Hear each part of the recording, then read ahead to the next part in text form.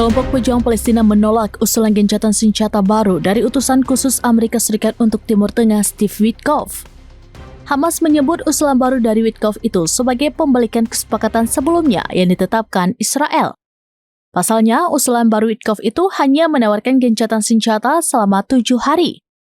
Terkini, analis urusan perlawanan Hani Al-Dali membantah laporan yang mengklaim Hamas menerima tawaran revisi Witkoff. Al-Dali menyatakan proposal baru itu hanyalah versi modifikasi yang dirancang Perdana Menteri Israel Benjamin Netanyahu.